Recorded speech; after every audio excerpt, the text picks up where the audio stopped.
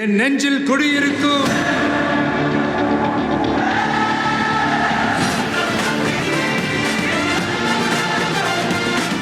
உங்க toilet cleaner bison toilet cleaner குவாலிட்டியை விட பெட்டர்னு நிரூபிச்சா உங்க மொத்த பணமும் ரீஃபண்ட். பைசன் டாய்லெட் கிளீனர் இப்போது 79 ரூபாயில்.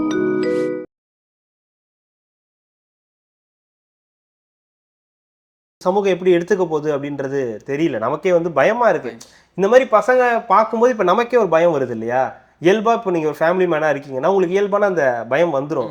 இப்போ 40 வயசு 45 வயசு உள்ள ஒரு நபர் வந்து ஒரு ஃபேமிலியோட எங்கேயோ போறாரு, இல்லை ஒரு தனியாக போறாரு, இல்லை ஏதோ ஒன்றுனா இவனுங்க இந்த மாதிரி வம்பிழுத்து இந்த மாதிரி கத்தியை வச்சிருந்தானுங்கன்னா எப்படி இவங்கள்ட்ட கத்தி இருக்கிறத அலோவ் பண்ண முடியும்? எப்படி இந்த சொசைட்டி அலோவ் பண்ணும்? போலீஸ் எப்படி அலோவ் பண்ணுறாங்க? இது எப்படி அவங்களுக்கு தெரியாமல் இருக்குன்ற பல கேள்விகள் இருக்குது. இங்கே 17 வயசு பையன் ஒருத்தனை போட்டு 4 பேர் சேர்ந்து ஒருத்தனை போட்டு வெட்டுறான் குத்துறான்னா அப்போ என்ன கல்வியில் சிறந்த தமிழ்நாடு அப்படின்ற ஒரு இடத்துல நம்ம கேள்வி கேட்கல. இன்னொரு படிக்கிற பசங்களும் ஒரு பக்கம் படிக்க தான் செய்கிறாங்க. ஏன் இந்த மாதிரி பசங்க படிக்க மாட்டேங்கிறாங்கன்ற கேள்வி இயல்பாக எழுறது தானே. அப்போ சமூகம் இதை பார்த்து பயப்பட தானே செய்யும். வட மாநிலத்திலேருந்து ஒருத்தன் வந்தவனுக்கு இப்படி நடந்ததுன்னு சொன்னால் இப்போ அங்கிருந்து வரவனுக்கு பயப்பட தானே செய்வான். அந்த நடிகர் அப்படி பண்ணது தான். அந்த நடிகர் வந்து போக்கிரி படத்துல அந்த கத்தி எடுத்து அந்த டாக்டரை கிழிச்சார் இல்லையா? எதுக்கு? அப்போ ஒரு டாக்டர் ஒரு பையன் வந்து குத்துறான் தெரியுங்களா? ஞாபகம் இருக்குங்களா? போன வருஷமா இந்த வருஷத்துல அம்மாவுக்கு ட்ரீட்மெண்ட் பண்ணலன்னு சொல்லி கையை குடுத்துனா பாத்தீங்களா? அதுக்கு வந்து அப்போ போக்கிரி படத்தை எடுத்துக்கிட்டாங்க. போக்கிரி படத்துல எப்படி செஞ்சான்னு. இப்ப இந்த படத்துக்கு இந்த சம்பவத்துக்கு எதை எடுத்துக்க போறாங்கன்னு தெரியல. இதுக்கு லியோவை வந்து அதான் லியோ தான், வேற ஒன்றும் இல்லை. லியோல வந்து விஜய் வந்து தம் அடிச்சாரு, இந்த மாதிரி இதெல்லாம் பண்ணதுனாலதான் பசங்கள்லாம் இப்படி ஆயிட்டாங்க. எப்படி போன் அலோட் பண்றாங்க? எப்படி போன் கிடைக்குது? முதல்ல போன் இருக்கிறது அப்ப யாரும் பாக்குறதே இல்லையா? டீச்சர்ஸ் யாரும் பாக்குறதே இல்லையா? முன்னெல்லாம் ஒரு செக் பண்ணுவாங்களே ஸ்கூல்ல என்னெல்லாம் பசங்க பேக்ல வச்சிருக்காங்க. முன்னாடி டைரி மில்க் வச்சிருந்தாலே பெரிய பஞ்சாயத்துங்க. இது ஒரே ஒரு டைரி மில்க் வச்சிருந்தீங்கன்னா உங்களை கூட்டு போய் ஹெட்மாஸ்டர் ரூம்ல நிக்க வச்சு காசு எதுக்கு இவன் டைரி மில்க் வச்சிருக்காங்க? அதுவும் ஒரு பொண்ணு பேக்ல இருந்தா முடிஞ்சிடுச்சு. யார் கொடுத்தா என்ன நடக்குது, உங்க பொண்ணு சரியில்லைன்ற வரைக்கும் போவீங்க. இப்ப பொண்ணுங்க உட்காந்து குடிக்குதுங்க. ஸ்கூல் யூனிஃபார்ம் போட்டு பொண்ணுங்க உட்காந்து குடிக்கிற அளவுக்கு இந்த சமூகம் பெரிய அளவுக்கு வளர்ந்துருக்கு. அவங்க இடைக்காலமா போராட்டத்தை நிறுத்தி இருக்காங்க. இந்த மாதிரி இது நிறுத்திடுவாங்க. இதான் நீங்க தான் போராடவே கூடாதுன்றீங்களே, நெருக்கடி கொடுக்குறீங்களான்னு கேட்கிறாரு அமைச்சர். நீங்க என்ன எங்களுக்கு அரசு இந்த ஆட்சி முடிய போதுன்னு வந்து நெருக்கடி கொடுக்குறீங்களான்னு கேட்கிறாரு. வருமுன் காத்திருக்கோம்ல, அப்புறம் என்னது வருமுன் காத்தது? அறிவாலயத்துக்கு வர்றதுக்கு முன்னாடியே அதான் போலீஸ் போட்டு அறிவாலயத்தை காப்பாத்திட்டாங்க. நம்ம தான் காலைல பேசுறேன் சர்க்கார் படத்துல மாதிரி. இங்க வந்து போராடக்கூடாதுன்னு நினைக்கிறவன் தான் பிரச்சனைக்கு முற்றுப்புள்ளி வைப்பான். இங்க வந்து போராடக்கூடாதுன்னு நினைக்கிறவன் ஃபயர் இன்ஜினை தான் கொண்டு வந்து வைப்பான் அப்படின்ற மாதிரி இது கடந்து போயிட்டே இருக்கு. ஆனா இந்த ஆசிரியர்கள் போராட்டம் கடந்து போக முடியாதுன்னு தான் நினைக்கிறேன். ரெட்ரோலுக்ஸ் நேயர்களுக்கு வணக்கம். இன்றைய கார்த்திக் விஷன் நிகழ்ச்சியில் தற்போது தமிழகத்தில் நடக்கும் அரசியல் நிகழ்வுகளை பற்றி ஒரு செய்தி. வணக்கம் கார்த்திக். வணக்கம் ஜோ. அந்த 2 நாளா நமக்கும் நேற்றைக்கு வீடியோவில் பார்த்தீங்கன்னா கமெண்ட் எல்லாமே போட்டுட்டு இருந்தாங்க, தயவு செஞ்சு எக்ஸ் பக்கம் மட்டும் போயிடாதீங்க அப்படின்னு. இந்த வீடியோ பார்த்துருப்பீங்கன்னு நினைக்கிறேன். இந்த வட மாநிலத்தில் வந்து ஒரு 4 பேர் சேர்ந்து தாக்கியிருக்காங்க. அந்த சம்பவத்தை நீங்கள் எப்படி பார்க்குறீங்க? முதல்ல அந்த பையன் வந்து நல்லபடியா வரணும், அது நம்ம வேண்டிக்கிறோம். நீங்க சொல்றது நான் பார்க்கல, ஏதோ நடந்திருக்குன்றது தான் நானும் கவனிச்சேன். எக்ஸில் கொஞ்சம் போகாமல் இருந்ததுனால பெருசாக தெரியலை. நியூஸ்லேயும் அது பெருசாக ஒன்றும் காட்டலைன்றதுனால பார்க்கல. அதுக்கப்புறம் நீங்கள் சொன்னதுக்கப்புறம் தான் நானும் என்ன அப்படின்றத போய் பார்த்தா தான் தெரியுது. நான் பார்த்தது வந்து இந்த பிளர் ஆகாமல் இருந்த வீடியோ. ஸோ நான் பிளர் இல்லாமல் அந்த வெட்டுறாங்க இல்லையா, அதை வந்து பார்த்துட்டேன். அது ரொம்ப உண்மையாவே இந்த படத்துலலாம் இப்போ லேட்டஸ்ட்டாக அரசன் படத்தில் சிம்பு வந்து இந்த ரத்தத்தோட நிற்கிற மாதிரி ஒரு இது வந்துச்சு இல்லையா சீன், கிட்டத்தட்ட அதே மாதிரி தான் இருக்கான் அந்த பையன். என்ன சிம்பு அதில் ஹீரோவாக இருக்கான், ஆனால் அந்த பையன் அது வேற மாதிரி இருக்கான். அது வெட்டுறதை பார்க்கும்போது நமக்கே வந்து நம்மளையே வெட்டுற மாதிரி நமக்கு ஒரு ஃபீலிங்கு. ஏன்னா மண்டையை பொழந்துக்குச்சுன்றான், வெட்டியாச்சு மண்டை பொழந்துக்குச்சு அப்படின்றான். நமக்கு சின்னதாக ஏதாவது ஒரு காய்கறி கட் பண்ணும்போதோ இல்லை வேற ஏதோ ஒரு பண்ணும்போதோ சின்னதாக பிளேடு ஏதாவது கிழிச்சிட்டாலே நம்மளால ரத்தத்தை பார்த்தாலே மாதிரி ஆகிடும். ரெண்டாவது தாங்க முடியாது, அதையே பார்த்துக்கிட்டு இருப்போம், மஞ்சள் வைப்போம், அதில் என்னென்னலாம் பண்ண முடியுமோ அதில் ஆராய்ச்சி பண்ணுற எல்லா ஆப்ரேஷனும் அதில் நம்ம பண்ணுவோம். அந்த பேண்டேட் ஓட்டுறது எல்லாமே பண்ணுவோம். அந்த பையனை 2 பேர் சேர்ந்து அந்த பட்டாக்கத்தியை வச்சு மண்டையில் சும்மா வெட்டுறானுங்க. என்னமோ அந்த இளநீ கொத்துவாங்கல்ல அந்த மாதிரி கொத்துறானுங்க. மண்டையில் இவன் கொத்துறான், அவன் ஒரு கொத்துறான், காலை தூக்குறான், கால் முட்டியில் வெட்டுறான். சும்மா போய் இப்படி வெட்டுறானுங்க. நம்ம வாழை மரத்தை வெட்டிக்கிட்டே போவோம். சும்மா ஏதாவது கீழே கிடக்கிற வாழை மரம் வந்து சும்மா வெட்டுவோம் இல்லையா, ஊர்லலாம் வெட்டுவாங்க அந்த வாழை மரம். இது பண்ணலாம் அந்த மாதிரி வெட்டுறானுங்க அந்த பசங்க. புரியலை அது அதோட இந்த விஷயனே எப்படி பார்க்குறதுனே புரியல. அது ஒரு மாதிரி பதட்டமாக தான் இருந்துச்சு அந்த வீடியோவை பார்க்கும்போது. நான் பிளர்டு வீடியோ பார்த்துருந்தேன்னா எனக்கு தெரிஞ்சிருக்காது. அந்த ஒரிஜினல் ஃபுட்டேஜ்ன்றது தான் ரொம்ப மோசமாக இருந்துச்சு. கண்டிப்பா நார்மலா இருக்கிறவனால இந்த மாதிரிலாம் பண்ண கண்டிப்பா முடியாது, வாய்ப்பே கிடையாது. நார்மலா இருக்கவன் ஏன் அதை பண்ண போறான், அவனுக்கு என்ன தேவை இருக்கு அப்படின்ற ஒரு கேள்வி இருக்குல்ல. இதுதான் இங்க பிரச்சனையா இருக்கு. இங்க சமீப காலமா நம்ம இந்த கொஞ்சம் வருஷமா பார்த்துக்கிட்டு இருக்க பல பிரச்சனைகள்ல மிக முக்கியமானது இந்த கஞ்சா. அது இல்லாம என்னென்னமோ பேர்லாம் இருக்குல்ல, பெத்தமெட்டை, அது இது மெத்து என்னென்னமோ சொல்றாங்க. அது எல்லாமே வந்து எவ்வளோ வந்து மோசமான இடத்துக்கு எடுத்துட்டு போகுன்றது இது ஒரு உதாரணம்.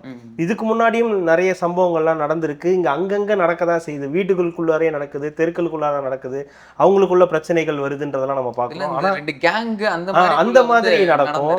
ஏன் நிறைய காலேஜ் பசங்க, ஸ்கூல் பசங்க ரோட்லயே அந்த ரயில்வே ஸ்டேஷன்ல கத்திய அருவாளெல்லாம் தீட்டிக்கிட்டே போறது, சும்மா கத்தி எல்லாமே சாணம் பிடிக்கிறவன்லாம் கொடுக்கணும். பசங்கள்ட்ட கொடுத்தா அழகா அவங்களே ரோட்ல தேய்ச்சி எடுத்து கொடுத்துருவாங்க. ஆனா கொஞ்சம் பிளட்டா இருக்கும், பரவாயில்லையா சாணம் பிடிக்கும் போது.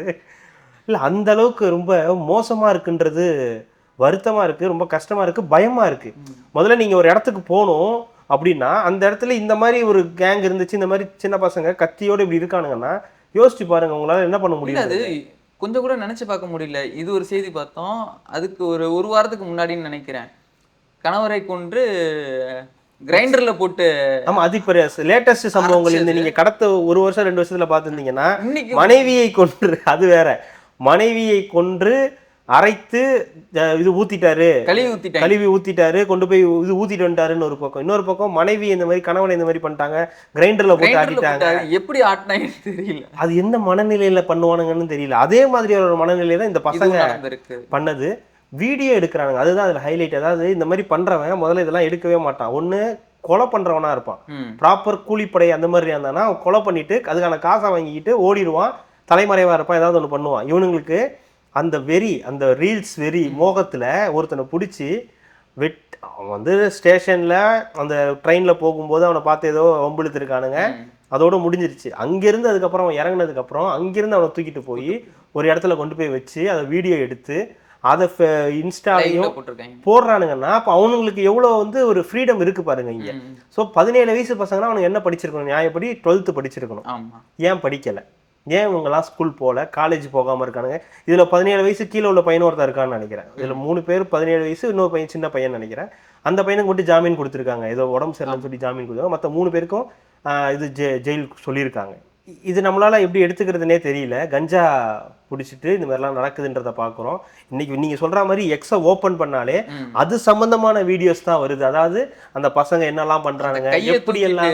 அதான் நீங்க சொன்னது, அந்த கையை தூக்கிட்டு அந்த டிஷர்ட்டை தூக்கி ஆடுறதுல என்னதான் இருக்குதோ அது நமக்கு ட்ரை பண்ணா கூட வர மாட்டேங்குது. அது என்னமோ இப்படின்றானுங்க இப்படின்றானுங்க என்னென்னவோ பண்றானுங்க, வித்தியாசமா பண்றானுங்க.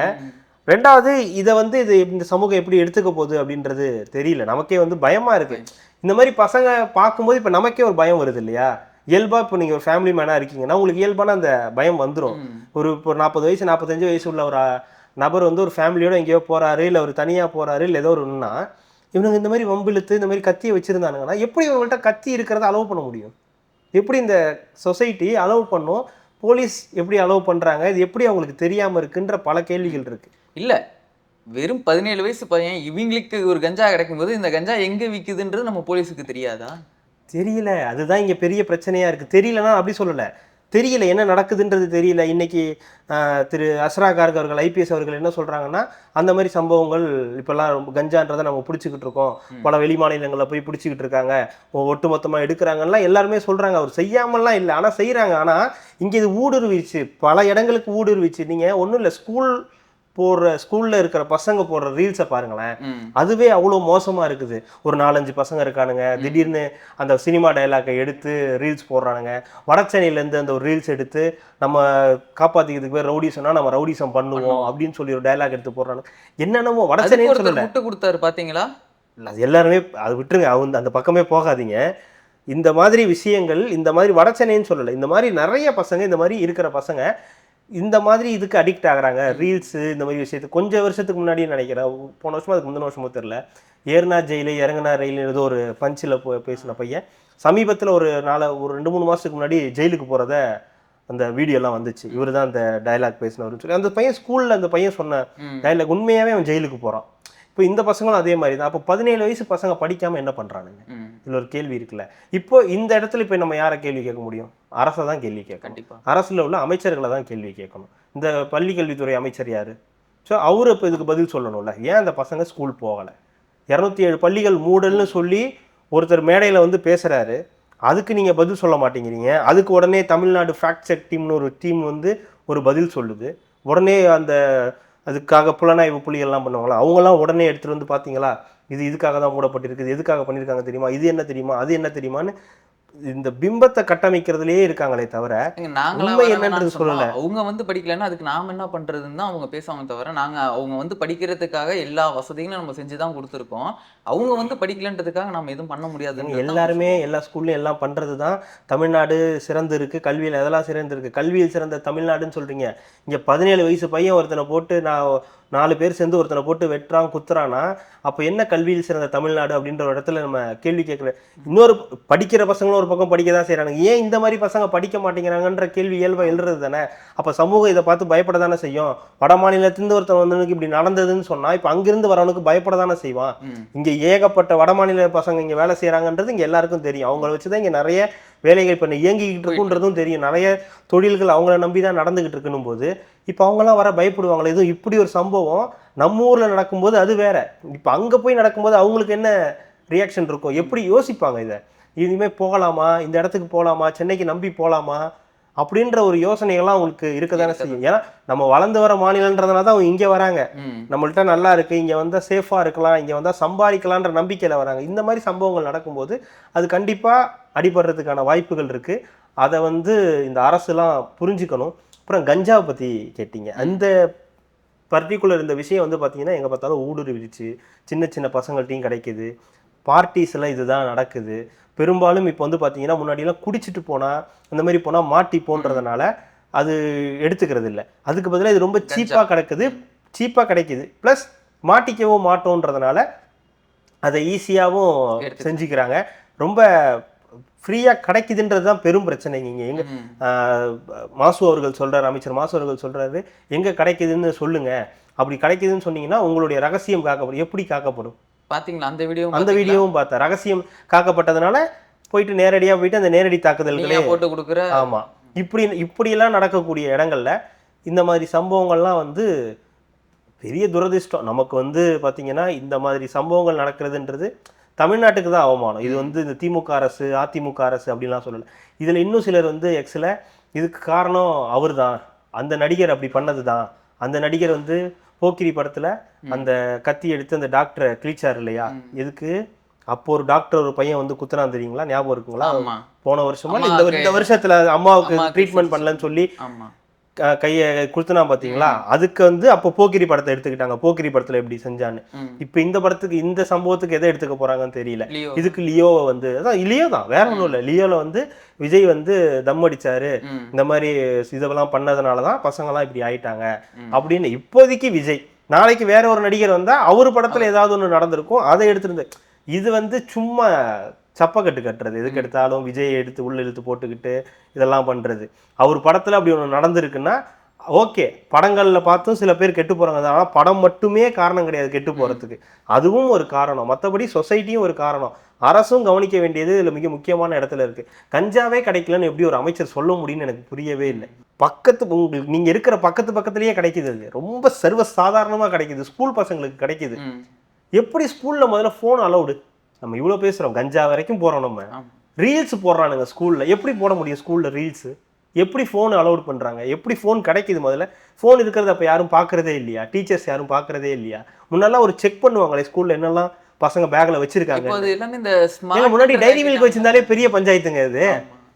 ஒரே ஒரு டைரி மில்க் வச்சுருந்தீங்கன்னா உங்களை கூட்டு போய் ஹெட்மாஸ்டர் ரூம்ல நிக்க வச்சு பேரண்ட்ஸ் காசு எதுக்கு இவன் டைரி மில்க் வச்சிருக்காங்க? அதுவும் ஒரு பொண்ணு பேக்ல இருந்தா முடிஞ்சிருச்சு. யார் கொடுத்தா என்ன நடக்குது, உங்க பொண்ணு சரியில்லைன்ற வரைக்கும் போவீங்க. இப்ப பொண்ணுங்க உட்காந்து குடிக்குதுங்க, ஸ்கூல் யூனிஃபார்ம் போட்டு பொண்ணுங்க உட்காந்து குடிக்கிற அளவுக்கு இந்த சமூகம் பெரிய அளவுக்கு வளர்ந்துருக்கு தானே. இது இப்ப இங்க நடந்துட்டு இருக்க பெரும் பிரச்சனை இதுதான். இதுல கஞ்சா, பசங்க, அருவாள், இதெல்லாம் நம்ம ஊருக்கு பொருந்தாத விஷயங்கள். நம்ம கூட இன்னைக்கு விளையாட்ட காலையில் பேசிக்கிட்டு இருந்தோம் சில விஷயங்களை. விளையாட்டுன்னு இல்லை, அது பயத்தோட வெளிப்பாடு தான். மதராசி படம் எல்லாருமே பார்த்துருப்பாங்க. அந்த சிவகார்த்திகேயன் படத்துல ஒரு இது வந்திருக்கும், துப்பாக்கி கலாச்சாரம் வந்தா இங்க என்ன ஆகும், அதை நம்ம இங்க உருவாக்கணும் அப்படின்னு. அந்த மாதிரிலாம் ஆயிடுச்சுன்னா அப்புறம் ஒரு 4 வெட்டு ஏகப்பட்ட வெட்டு வெட்டினாலும் அந்த பையன் ஏதோ பொழைச்சிக்கிட்டான். அந்த பொழைச்சி அவன் ஊருக்கே போறேன்னு சொல்லிட்டான், நான் எங்க ஊருக்கே போயிடுறேன்னு. துப்பாக்கி கலாச்சாரம் வந்தா என்ன ஆகுறது? அந்த படத்துல வர மாதிரி ஒரு நடந்துச்சுன்னா ஈஸியா சுட்டுட்டு போயிட்டே இருப்பானுங்க அவனுங்க. இது ஒரு பயம்தான் நமக்கு. இது அந்த மாதிரி ஒரு சம்பவம் நடந்துடக்கூடாது, அந்த எக்ஸ்ட்ரீமுக்கு நம்ம போயிடக்கூடாதுன்ற பயம் இருக்கே தவிர, ஆனா அதுக்கும் இணையத்துல வந்து இதற்கு விஜய் காரணம், இதுக்கு அஜித் காரணம், இதுக்கு ரஜினிகாந்த் காரணம் அப்படின்னு முட்டு கொடுக்கறது. ரீல்ஸ் மோகம் தான் இதா இருக்குது. இது மத்திய அரசு தான் வந்து தடுக்கணும்னு சொன்னாங்க பாத்தீங்களா? மத்திய அரசு தடுக்கணும் கூட ஒரு பக்கம், ரயில்வே போலீஸ் தான் இதெல்லாம் கேட்கணும். திருவள்ளூர் எந்த டிஸ்ட்ரிக்ட்ல வருது, எந்த ஊரு? திருவள்ளூர்ல இருந்து இல்ல, ரயில்வே வந்து அங்க சென்ட்ரலோட கட்டுப்பாடுல, அதனால சொல்றாங்க. அது ரயில்வேல நடந்துச்சு, அதுக்கப்புறம் எங்க நடந்துச்சு அது? அந்த சம்பவம் எங்க நடந்துச்சு? ரயில்வே கேட் அங்கேயே நடந்ததுனால அது வந்து மத்திய ட்ரெயினுக்குள்ளேயே தான கத்தி வச்சு எல்லாம் சுத்திக்கிட்டு இருக்காங்க. அது ட்ரெயினுக்குள்ள நடந்ததுங்க. அதுக்கப்புறம் நடந்த அந்த சம்பவம் வெளியில குட்ட வந்து பண்ண ஆரம்பிச்சிட்டானுங்க. அப்புறம் இது அது யாருக்கு? இது இப்படி எல்லாம் பார்க்க முடியும்? இதெல்லாம் இவங்களா சும்மா ஒப்பேத்துறதுக்காக சொல்றது. உண்மையா அரசுக்கு இதுல தீவிரமா கண்காணிக்க வேண்டியிருக்கு. இந்த சொசைட்டி, இந்த பசங்க, இந்த மாதிரி இருக்கிற பசங்க அடுத்த கட்டத்துக்கு நல்ல முறையில படிச்சு முன்னேறணுமே தவிர இந்த மாதிரி ஒரு கண்டனம் வந்து தெரிவிச்சிருந்தாரு, ஒரு கண்டனம் தெரிவிச்சிருந்தாரு. அதனால ஒண்ணும் இல்ல, அவரும் ஒரு அரசியல் தலைவரா ஒரு கண்டனம் தெரிவிக்காத. அவனோட மைண்ட் வந்து வேற விஷயத்துக்கு டிவேட் ஆகாம நீ அவங்களுக்கு என்ன பண்ணி கொடுத்தன்னு தான் கேட்கிறாரு. ஒரு ஸ்போர்ட்ஸ்லயோ ஒரு இதுலயோ ஒரு இன்வால்மெண்டா இருந்தனா அவனோட மைண்ட் எல்லாமே ஃபோக்கஸ் அங்க இருக்குமே தவிர அந்த மாதிரி எதுவுமே சரியா இல்லாதனால தான் அவங்க மைண்ட் எல்லாமே இப்படி டிவேட் ஆகுதுன்னு சொல்லியிருக்கு. அப்படி சொன்னாதாங்க தப்பு. அப்படி சொன்னாலதான் நீ லியோ படத்தை எடுத்தனால்தான் இப்படி எல்லாம் ஆயிட்டாங்க, நீ இந்த படத்துல நடிச்சுதான் இப்படி ஆயிட்டாங்கன்னு சொல்லி அவர் பக்கம் திருப்புறதுக்கான எல்லா வேலையும் அதை தான் செய்வாங்க தவிர மற்ற எதுவும் இங்க நடக்காது. இது ஒரு பெரிய ஒரு துர்சம்பவம் தான். இந்த மாதிரி ஒரு சம்பவம் இனிமே நடக்கக்கூடாது. நடக்காம இருக்கிறதுக்கு அரசு என்னெல்லாம் முயற்சி எடுக்கணுமோ, சமூகம், அரசு மட்டும் ஓகே, சமூகமும் அந்த பசங்களை இந்த மாதிரி இது பண்ணாம அவங்களுக்கு எப்படி நல்வழிப்படுத்துறது, இந்த ஆசிரியர்களா இருக்கட்டும், அவங்க பெற்றோர்களா இருக்கட்டும், இதுல முதன்மை வந்து அவங்க பெற்றோர்கள் தான். அவங்க ஒரு பசங்க என்ன பண்றாங்கன்றதை இங்க தெரிஞ்சுக்கணும். இங்க நிறைய பேர் வீட்டுல, நம்மளோட ஊர்ல என்ன பிரச்சனையா இருக்குன்னா, அப்பாவும் அம்மாவும் வேலைக்கு போறாங்க. ஏன்னா ஏழ்மை, அந்த ஏழ்மையை வேற என்ன பண்ண முடியும்? அவங்க 2 பேரும் வேலைக்கு போனாதான் அந்த குடும்பத்தை காப்பாற்ற முடியுன்ற பட்சத்தில் அவங்க 2 பேரும் வேலைக்கு போவாங்க. அப்போ இந்த பசங்களை கவனிக்கிறதுக்கு ஆள் இருக்காது. இல்லை, அது எப்படி சொல்றதுன்னு தெரியல, ரொம்ப எல்லை மீறி போயிடுச்சு. இந்த இன்னைக்கு காலையில் நம்ம பார்த்தோம்ல, குடிக்கிறதுக்கு காசு வேணும்னு சொல்லி பாட்டிகிட்ட கேட்டு காசு கொடுக்கலன்றதுக்காக பாட்டியை கொண்டுட்டான். குடிக்கிறதுக்கு காசு வேணும் குடுன்னு கேட்டிருக்கான். இதுதான் பெரும் பிரச்சனையா இங்க இருக்கு. நம்ம ஆனா அதை விட்டுட்டு நம்ம என்னென்னவோ பேசிக்கிட்டு இருக்கோம். இப்ப நடக்கக்கூடிய சம்பவங்களை தாண்டி நம்ம பேசக்கூடிய விஷயங்கள் அரசியல், ஓட்டு, என்ன எண்ணிக்கை, இப்படி தான் போயிட்டு இருக்கே தவிர இதை பற்றி பேசுறதுக்கு நான் சொன்னேன் 207 அரசு பள்ளிகள் மூடல்னா அதுக்கான காரணம் என்ன, அது உண்மையான ரீசன் என்ன, எத்தனை பசங்க படிக்க வரல. அப்போ இப்போ நீங்கள் செக் பண்ணுங்க, இவ்வளோ பசங்க இருக்கானுங்க. அதே மாதிரி இந்த மாதிரி கானா பாடல்கள் வந்து எல்லாரும் தப்பு அப்படின்னு சொல்கிறாங்க. கானா பாடல்களில் எந்த தப்பும் கிடையாது, அதில் வரிகள் தான் பிரச்சனை. கானா பாடல்களில் என்ன பாடல்கள் பாடுறதுன்னு இருக்கு. கானா பாடல்ன்றது இந்த சென்னையோட ஒரு மிக முக்கியமான ஒரு பிரதான இசையா இருக்கு. அதுக்கும் குறிப்பிட்ட சிலர் தான் காரணம்னு சொல்றதுலாம், அந்த பாடல்ல எந்த மாதிரியான வரிகள் வருது, அது கவர்மெண்ட் நோட் பண்ணுதா, சோசியல் மீடியால வர விஷயங்களை இந்த அரசு அதுக்குன்னு ஏதாவது ஒரு சில வரைமுறைகள் வச்சிருக்கான்றதையும் செக் பண்ணணும். செக் பண்ணா நல்லா இருக்கும். ஏன்னா ஒரு பதட்டமான சூழ்நிலையை உருவாக்கக்கூடாது, பதட்டமாக இருந்துடக்கூடாது. வட மாநிலத்திலிருந்து வரவங்க, மற்ற மாநிலத்திலிருந்து வரவங்க பதட்டமாக தமிழ்நாட்டுக்கு வரும்போது பதட்டத்தில் இருக்கக்கூடாது. முதல்ல நம்ம போகிறதே பதட்டமாக இருக்கக்கூடாது. நம்ம வீட்டுக்கு, நம்ம ஊரில் சுற்றுறதுக்கு நம்ம முதல்ல பதட்டமாக இல்லாமல் இருக்கணும். அதை இந்த மாதிரி பசங்களும் கொஞ்சம் புரிஞ்சுக்கணும். இதெல்லாம் தப்பு, இதெல்லாம் பண்ணக்கூடாதுன்றதை அந்த பசங்களும் புரிஞ்சுக்கணும். நடக்குதான்னு பார்ப்போம். அடுத்தது பார்த்தீங்கன்னா நம்ம அந்த ஆசிரியர்கள் போராட்டம். அடப்போங்க சும்மா 5 நாளா ஆசிரியர்கள் போராட்டம். சொல்லுங்க ஏங்க, அங்க சுத்தி இங்க சுத்தி இன்னைக்கு அறிவாலயத்துக்கே போயிட்டாங்க. அறிவாலயத்துக்கு போனவங்க தூய்மை பணியாளர்கள், ஆசிரியர்கள் வந்து அங்கங்க போராடினாங்க. என்ன சொல்றது, போராட்டம் தினம் தினம் நடக்குது. பாவம், அவங்க கேட்கறது சம வேலை சம ஊதியம் கேட்கறாங்க. ஒரு வழியா இப்பதான் செவிலியர்கள் போராட்டத்தை முடிச்சு வச்சிருக்காங்க. அது பேசி இடைக்காலமா தான், முடிச்சுலாம் வைக்கல. அவங்க இடைக்காலமா போராட்டத்தை நிறுத்தி இருக்காங்க. இந்த மாதிரி இது நிறுத்திடுவாங்க. இதான் நீங்க தான் போராடவே கூடாதுன்றீங்களே, நெருக்கடி கொடுக்குறீங்களான்னு கேட்கிறாரு அமைச்சர். நீங்க என்ன எங்களுக்கு அரசு இந்த ஆட்சி முடிய போதுன்னு வந்து நெருக்கடி கொடுக்குறீங்களான்னு கேட்கிறாரு. வருமுன் காத்திருக்கோம்ல, அப்புறம் என்னது வருமுன் காத்தது? அறிவாலயத்துக்கு வர்றதுக்கு முன்னாடியே அதான் போலீஸ் போட்டு அறிவாலயத்தை காப்பாத்திட்டாங்க. நம்ம தான் காலைல பேசுறேன், சர்க்கார் படத்துல மாதிரி இங்க வந்து போராடக்கூடாதுன்னு நினைக்கிறவன் தான் பிரச்சனைக்கு முற்றுப்புள்ளி வைப்பான். இங்க வந்து போராடக்கூடாதுன்னு நினைக்கிறவன் ஃபயர் இன்ஜினை தான் கொண்டு வந்து வைப்பான் அப்படின்ற மாதிரி இது கடந்து போயிட்டே இருக்கு. ஆனா இந்த ஆசிரியர்கள் போராட்டம் கடந்து போக முடியாதுன்னு தான் நினைக்கிறேன். ஏன்னா 5வது நாள் தொடர்ந்து போராடுறாங்க. இந்த ஸ்கூல் ஓப்பன் ஆகிற வரைக்கும் இது நடக்கும். ஜனவரி 6ஆம் தேதி காலவரையற்ற போராட்டம் வேற சொல்லியிருக்காங்க. அதற்கு முன்னாடி முன்னெச்சரிக்கை நடவடிக்கைகள்லாம் அரசு எடுக்க ஆரம்பிச்சிடும். அதனால ஆசிரியர்களுடைய அந்த போராட்டம் அப்படின்றது எப்படி வேணாலும் மடைமாற்றப்படும். அவங்களுக்கு வந்து எதிராக நடவடிக்கைகள் கூட இருக்கும். இன்னைக்கு காலைல கூட நம்ம மணிசார்கிட்ட பேசும்போது தான் சொன்னார், அவங்கள பிடிச்சி தரன்னு இழுத்துட்டு போகிறதெல்லாம் எந்த அளவுக்கு நன்மைன்னு தெரியல. இந்த அரசுக்கு அது எந்த அளவுக்கு நன்மைன்னு தெரியல. நம்ம தொடர்ந்து சொல்கிறது தான், நீங்கள் செய்கிற 1000 ரூபாயும் நம்ம சொல்ற மாதிரி அவர் சொன்ன அதே தான். போலீஸ்காரர் சொல்றதுனாலுமே அப்படி குண்டு கட்டா தூக்கிட்டு போறதுனா அவரும் ஒரு மனுஷன் தானே. அதுதான் அவன் என்னத்தை கேட்டுட்டான் இல்ல, வாக்குரிமை அவங்களுடைய கொடுத்த வாக்குறுதியை தான் கேட்குறாங்க. அதுக்கு நீங்கள் போராடுறதுக்கு இடம் கொடுக்கணும், இல்லை போராட அனுமதிக்கணும். எங்களுக்கு இந்த போராட்டம் நடத்தணும், இந்த இடத்துல எங்களுக்கு அனுமதி கொடுங்க. அதுக்கும் அனுமதி கொடுக்கறது கிடையாது, போராடவும் விடுறது கிடையாது. அவங்கள கொண்டு போய் அடைக்கிறது, ஒரு இடத்துல கொண்டு போய் வைக்கிறது, கைது பண்ணுறது, ரிலீஸ் பண்ணுறதுன்னு இப்படியே தொடர்ந்து நடந்துக்கிட்டே இருக்குன்னா அப்போ ஒரு கட்டத்தில் அவங்க எல்லா இடத்துக்கும் வரதான் செய்வாங்க. தூய்மை பணியாளர்களுக்கும் அதே தான். அவங்களுடைய போராட்டம் அப்படியே முடிச்சிடலாம்னு நினச்சிங்க, அது முடியலை. அடுத்து அடுத்து அடுத்து அடுத்து அவங்க வந்துக்கிட்டே இருக்காங்க. இன்னைக்கு திமுக அறிவாலயம் வரைக்கும் வந்துட்டாங்க. அடுத்து தலைமைச் செயலகத்துக்கும் மறுபடியும் ஏற்கனவே தலைமைச் செயலகம் முற்றுகை பண்ணாங்க. இப்போ மறுபடியும் தலைமைச் செயலகத்துக்கு முற்றுகை பண்ணுவாங்க. அடுத்து முதலமைச்சர் வீட்டுக்கு போவாங்க, துணை முதலமைச்சர் வீட்டுக்கு போவாங்க. இதெல்லாம் நடந்துக்கிட்டே தான் இருக்கும். நீங்கள் போராட்டத்துக்கு அனுமதி கொடுக்காமலும் இந்த போராட்டத்தை நிறுத்தாமலும் இருக்கிற வரைக்கும் இந்த சம்பவம் அப்படின்றது தொடர்ந்து நடந்துக்கிட்டே தான் இருக்கும். இது இந்த அரசு இந்த மக்களுக்கெல்லாம் வந்தானே ஒருத்தர் முதல்ல குரல் கொடுப்பாங்களே திருமாவர்கள், இல்லை தப்பாக புரிஞ்சுக்கிட்டீங்க, அது கொடுக்க மாட்டேன். இல்லை அது கொடுப்பாரு. இதுக்கு இந்த ஆட்சி திமுகன்னு இல்லாமல் முன்னாடி போட்டு அதிமுக ஆட்சியாக இருந்ததுன்னா இந்நேரத்துக்கு களத்தில் இறங்கியிருப்பாங்க. அந்த போராடினாங்க இல்லையா, அவங்க எல்லாரும் வஞ்சிக்கிறது, தமிழ்நாடு அரசு வஞ்சிக்கிறது, மத்திய அரசு வஞ்சிக்கிறது, மத்திய அரசிடம் கேட்டு நிதியை பெற்று அவங்களுக்கு வந்து எல்லா இதையும் தந்துடணும் அப்படின்னு சொல்லி திமுக இறங்கியிருக்கும், விசிக இறங்கியிருக்கும், மதிமுக ஐயா போர்வால் ஐயா வந்திருப்பாரு, காங்கிரஸ் வந்து 4 பேரையாவது கூட்டு வந்துருவாங்க. வரமாட்டாங்க, 4 பேரையாவது இங்க இருந்தாவது வாங்குங்க, அந்த இந்த துண்டை போட்டு வந்துருங்க, 4 பேர் வந்துருங்க அப்படின்வாங்க.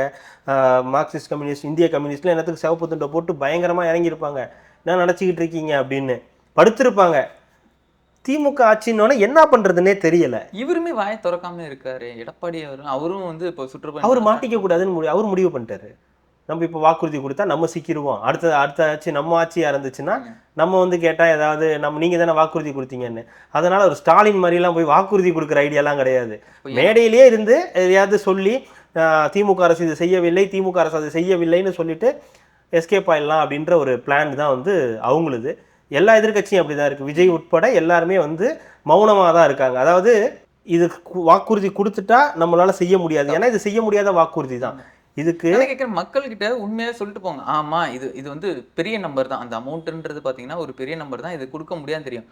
எங்களால இப்போதைக்கு இதுதான் முடியும், இதுக்கான திட்டம், நான் இந்த இலவசங்களை நாங்க வந்து இதை கட் பண்ணிக்கிறோம், இது வந்து எல்லாத்துக்கும் இது போய் சேருன்ற மாதிரி அந்த ஒரு பிளானிங்காவது ஏதோ ஒன்று சொல்லலாம்ல. இல்லைங்க நான் தப்பா சொல்லிட்டோம், அன்னைக்கு இருந்த நிலைமை நாங்க சொன்னோம், இப்போ எங்களால முடியல, நாங்க இப்போதைக்கு நாங்க இதை பண்றோன்றது ஒரு விஷயம் சொல்லலாம். அது எப்போ சொல்லியிருக்கணும்னா நீங்க ஆட்சிக்கு வந்து கொஞ்ச நாள்லயாவது 2வது வருஷத்துலயாவது சொல்லியிருக்கணும். ஆனா இப்போ என்ன ஆகி போச்சுன்னா 3 மாசத்துல எலெக்ஷன் வச்சுக்கிட்டு வைக்க முடியாது, செய்ய முடியாது, பண்ண முடியாது, மன்னிப்பு கேட்குறோம்னா இப்போ இங்கே இன்னொரு தேர்தல் ஹீரோ உருவாக்கிட்டு இருக்காங்க. புரியுதுங்களா? தேர்தல் அறிக்கை தான் ஹீரோ. அந்த ஹீரோவை இப்போ கனிமொழி அவர்கள் உருவாக்கிக்கிட்டு இருக்காங்க, தயாரிச்சுக்கிட்டு இருக்காங்க. அந்த தயாரிப்பில் ஏதாவது பிரம்மாண்டமான அறிவிப்புகள்லாம் வந்துச்சுன்னா நல்லா இருக்கும், அதை வச்சு நம்ம மறுபடியும் மக்கள்கிட்ட கொண்டு போய் சேர்த்துடலாம் அப்படின்னு. நான் திரும்ப திரும்ப சொல்கிறதான், 1000 ரூபாயும் இலவச விடியல் பயணமும் உங்களை கரை சேர்த்துடும்னு நீங்கள் நினச்சிங்கன்னா, நம்புனீங்கன்னா அதை விட பெரிய இது எதுவுமே கிடையாது. அது தெளிவாக சொல்லிட்டாங்களே, நீங்கள் இதோட காப்பி பேஸ்ட் தானே நீங்கள் பண்ண. அது வேற, இது வேற. இது போராட்டம், ஒவ்வொரு குடும்பத்தினுடைய வழி இது. ஸோ அவங்களுடைய வழியில் வந்து இப்போ நீங்கள் விளையாண்டுட்டு இருக்கீங்க. இந்த வழி எப்போவுமே உங்கள் பக்கம் திரும்பும். அவங்க ஏற்கனவே சொல்லியிருக்கோம், நம்ம பல தடவை சொல்லிட்டோம், உறுதிமொழி எடுத்துட்டாங்க உங்களை எதிர்கட்சி தலைவராக ஆக்குறதுன்னு.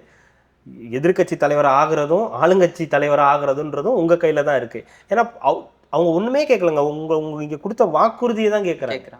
அவங்க வந்து ஸ்பெஷலாக எங்களுக்கு எதாவது பண்ணி கொடுங்கன்னு கேட்கல. நீங்கள் இந்த ஆட்சிக்கு வரதுக்கு முன்னாடி எங்களுக்கு கொடுத்த வாக்குறுதியை நிறைவேற்றி கொடுங்க, இன்னும் 3 மாதம் தான் அவங்க ஆட்சி இருக்குது, அதுக்குள்ளே ஏதாவது ஒன்று பண்ணுங்க அப்படின்றாங்க. தொடர்ந்து அதே தான், குழு அமைக்குதல், பரிந்துரை செய்தல், பார்த்தல், சரிபார்த்தல், மீண்டும் பேச்சுவார்த்தை, மீண்டும் குழு, மீண்டும் பேச்சுவார்த்தை, இப்படியே போதே தவிர இதுக்கு ஒரு முடிவு வந்த மாதிரி இல்லை. ஆனா இதற்கான முடிவை நெக் ஆஃப் மூவ்மெண்ட் கேட்டாதான் நம்மளுக்கு இது கிடைக்கும்ன்றதுனால இவங்க கரெக்டா இதுதான் அவங்க இப்ப இல்ல, அவங்க முன்னாடில இருந்தே கேட்டுக்கிட்டு இருக்காங்க. இல்ல இந்த அளவுக்கு ஆமா அது கரெக்ட் தானே. இப்போ உங்களை இந்த நேரத்துல பிடிச்சாதான் உங்கள்ட்ட இருந்து பணம் வாங்க முடியும், இந்த இடத்துல வாங்கினாதான் ஏதாவது பண்ண முடியும்னா அப்பதானே பண்ண முடியும். அவங்க 4 வருஷமா கேட்டுட்டு தான் இருக்காங்க. உங்க மேல உள்ள நம்பிக்கையில முதல் வருஷம்லாம் கேட்காம இருந்துட்டாங்க. சரி வந்துரும், செய்வாங்க, செஞ்சிருவாங்க, இப்பதான் ஆட்சிக்கு வந்திருக்காங்க, கண்டிப்பா செய்வாங்க. ஸோ ஏன்னா இப்போ இந்த மகளிர் உரிமை தொகையை 2 வருஷம் கழிச்சு தான் பண்ணாங்க. ஸோ அந்த மாதிரி ஏதாவது பண்ணுவாங்கன்ற ஒரு நம்பிக்கை இருந்துச்சு. ஆனால் கடைசி 3 மாசம் ஆகி வரப்போதுன்னு பண்ணலன்னும் போது அவங்களோட வந்து விரக்தி அதிகமாயிடுச்சு. ஸோ அந்த விரக்தியின் வெளிப்பாடு தான் வந்து பார்த்தீங்கன்னா இப்போ இந்த போராட்டம். ஏன்னா இதுக்கு மேலேயும் விட்டா இவங்களால இது பண்ண முடியாது. ரெண்டாவது அவங்களுக்கு எதிர்கட்சி சப்போர்ட் கிடையாது, யாரும் வந்து சப்போர்ட் பண்ணல. அப்போ அவங்களுக்கு அவங்களே தான் போராட வேண்டிய நிலை இருக்கு. ஏன்னா எதிர்கட்சிகள் போய் வாக்குறுதியும் கொடுக்க மாட்டாங்க, நம்ம போய் கொடுத்து நம்ம சிக்கிக்க கூடாதுன்னு தான் நினைக்கிறேன். அப்போ இதெல்லாமே அவங்களுக்கு பிரச்சனை. அப்போ முன்னெல்லாம் திமுக எதிர்கட்சியா இருக்கும்போது அவங்களா வாலண்டியரா போய் ஆறுதல் சொல்லி வாக்குறுதி கொடுத்துட்டு இருந்தாங்க. ஸோ அந்த வாக்குறுதியை கொடுத்து நம்பி ஏமாந்தவங்க தான் இவங்க. இப்போ இந்த வாக்குறுதியும் யாராவது வந்து கொடுப்பாங்கன்னு அவங்க காத்துக்கிட்டு இல்லை, அவங்களுக்காக அவங்களே போராடுறாங்க. அதற்கு யாரும் துணை நிற்கலை, அதுக்கு எதிர்கட்சிகளும் துணை நிற்கலை, மீடியாவும் துணை நிற்கலை. ஸோ அந்த வருத்தம் அவங்களுக்கு பெரிய அளவில் இருக்கு. அது 2026 கண்டிப்பாக ரிஃப்ளெக்ட் ஆகும். அதற்கு திமுக அதற்கு என்ன நடவடிக்கை எடுக்க போறாங்கன்றத இனிமே தான் தெரியும். அது என்ன மாதிரியான டேக்கிள் பண்றாங்கன்றத பார்ப்போம். கண்டிப்பாங்க கார்த்திக், மீண்டும் ஒரு காணொலியில் சந்திக்கலாம். மிக்க நன்றி. மகிழ்ச்சி. என் நெஞ்சில் குடியிருக்கும்